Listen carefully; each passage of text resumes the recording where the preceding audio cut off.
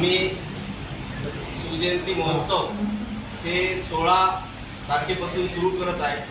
16, 17, 18, 19 असं 4 दिवसाचे शिवजयंती महोत्सव राहणार आहे आणि सर्व समाजातील घटकांना समाविष्ट करून अतिशय उत्साहात ही शिवजयंती साजरी करायचं ठरवलेलं आहे. ही शिवजयंती हे सर्व समाजाला एक आदर्श घडवून देणारी असावं असा आमचा सर्वांचा एक आम्ही सर्वांनी ठरवलेला आहे की सर्वांना एक शिवजयंतीतून काही विद्यार्थी असेल, विद्यार्थ्यांसाठी आम्ही 16 तारखेला स्पर्धा परीक्षेचं आयोजन केलेलं आहे. आरोग्यासाठी 16 फेब्रुवारीला आम्ही भव्य आरोग्य शिबिर आणि भव्य रक्तदान शिबिर आयोजित केलेलं आहे. मुलांमध्ये उत्साह वाढावा, स्पर्धा परीक्षेचं माहिती व्हावं यासाठी त्या दिवशी मार्गदर्शन पण ठेवलेलं आहे. वक्त्यांचं मार्गदर्शन ठेवलेलं आहे. त्यामध्ये एकनाथ पावडे साहेब येणार आहे. त्यांनी स्वतः मार्गदर्शन करणार आहे विद्यार्थ्यांना. 17 तारखेला संध्याकाळी महेश जैन प्रस्तुत असं देशभक्तीपर गीतांचा कार्यक्रम ठेवलेला आहे आणि त्याच दिवशी देशासाठी ज्यांनी, समाजासाठी ज्यांनी काही योगदान दिलेलं आहे त्यांचा आम्ही सत्कार पण ठेवलेला आहे. त्यामध्ये पोलीस प्रशासनाचं संयुक्त विद्यमाने म्हणजे शिवजयंती महोत्सव समिती आणि पोलीस प्रशासन यांच्या संयुक्त विद्यमाने आम्ही एक देशभक्तीपर गीतांचा कार्यक्रम आणि सत्कार कार्यक्रम ठेवलेला आहे. त्यामध्ये उमरखेड तालुक्यातील माजी सैनिक जवळपास 140च्या आसपास माजी सैनिक आहेत. उमरखेड त्यांची संघटना आहे. त्यांच्याकडून आम्ही सर्वांचे नावं आणि फोन नंबर घेतलेले आहेत. त्यांचा माजी सैनिकांचा एक सत्कार करण्याचं ठरवलेलं आहे जेणेकरून त्यांना सुद्धा वाटावं की बाबा रिटायरमेंट नंतर आम्हाला कोणी विसरलं नाही आणि त्यांचा सत्कार झाला. तसंच स्वातंत्र्य सैनिकांचा सुद्धा सत्कार करण्याचं ठरवलेलं आहे. आणि विशेष करून आपल्या पत्रकार संघटनेमधील विविध सेल्स ज्यामध्ये तुमचं print media, social media channels यांचे जे काही प्रमुख असतील तुमचं पण खूप मोठं योगदान असते समाज घडवण्यामध्ये, व्यक्ती घडवण्यामध्ये आणि सतत तुम्ही 24 तास अलर्ट राहून लोकांसाठी, समाजासाठी तुम्ही काम करता. त्यामुळं आम्ही ठरवलं की तुमचा सुद्धा सत्कार व्हावा.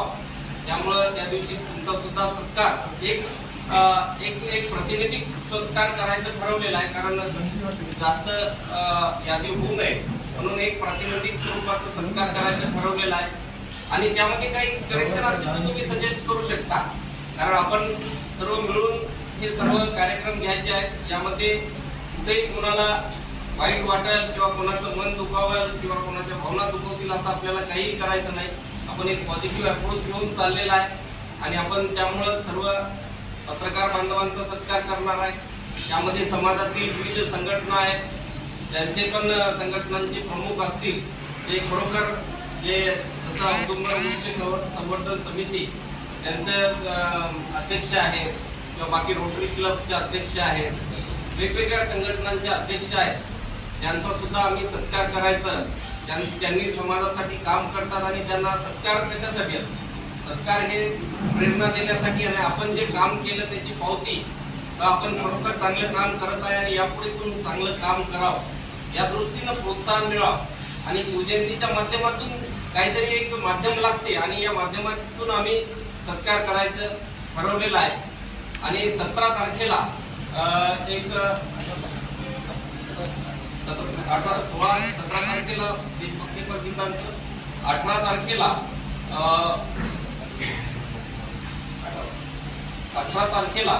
आपण शिव शौर्य गाथा मावळ्यांनो जागे व्हा असं डॉक्टर राजीव चव्हाण प्रस्तुत एक प्रसिद्ध वक्ते आहे जे की समाजामध्ये चांगल्या संदेश देतील. शिवाजी महाराजांची जयंती, शिवाजी महाराजांचे विचार आत्मसात करावे, त्यांच्याप्रमाणे कशा पद्धतीनं त्यांनी घडले, त्यांनी कशा पद्धतीनं शून्यातून विश्व निर्माण केलं, काही नसताना सुद्धा स्वराज्य निर्मिती केली, तर कशा पद्धतीने केलं ह्या दृष्टीनं त्यांचं एक मार्गदर्शन राहणार जेणेकरून त्यातून आपण आदर्श घ्यावा आणि त्या दृष्टीनं त्यांचा आपण एक कार्यक्रम 18 तारखेला ठेवलेला आहे. 19 तारखेला सकाळी 9 टाइम 8 वाजता सकाळी 8 वाजता 19 तारखेला टायमिंग आमचे अजून फायनलाइज झालेले आहे. ते सकाळी 8 वाजता छत्रपती शिवाजी महाराजांचं पूजन होणार आहे. सकाळी त्यानंतर 9 वाजता शासकीय रुग्णालयामध्ये रुग्णांना फळ वाटपाचा कार्यक्रम होणार आहे. प्रगतीपथावर आहे असं सांगितलं आणि वर्क कंप्लीशन सर्टिफिकेट झाल्याशिवाय त्याचं उद्घाटन करता येत नाही. त्याचं सुशोभीकरण पूर्ण झाल्याशिवाय त्याचं उद्घाटन करता येत नाही असा नियम आहे. आणि कंत्राटदाराचं कंप्लीशन सर्टिफिकेट मिळाल्यानंतरच आपल्या राज्याचे मुख्यमंत्री देवेंद्र फडणवीस साहेब त्याचं अनावरण करणार आहेत असं त्यांनी सांगितलं. ते 19 तारखेला शक्य होणार नाही, पण त्यांनी आम्हाला त्या दिवशी असं सांगितलं की आपण पुतळा तिथं पूजेसाठी तिथं म्हणजे उपलब्ध होईल. तात्पुरतं पूजेसाठी तुम्हाला त्यांना हार घालण्यासाठी तुम्हाला उपलब्ध करून देऊ असं त्यांनी सांगितलेलं आहे. परंतु अजून त्याच्याबद्दल कन्फर्मेशन त्यांनी दिलेलं नाही. कामाचं काय स्टेटस आहे ते आम्हाला आता माहिती घेऊ आम्ही. त्या दृष्टीने त्यांनी जसं सांगितलं जर ते शक्य झालं तर आम्ही ते हात घालण्यासाठी त्यांनी अवेलेबल करून दिलं तर आम्ही तो पण कार्यक्रम ठेवणार.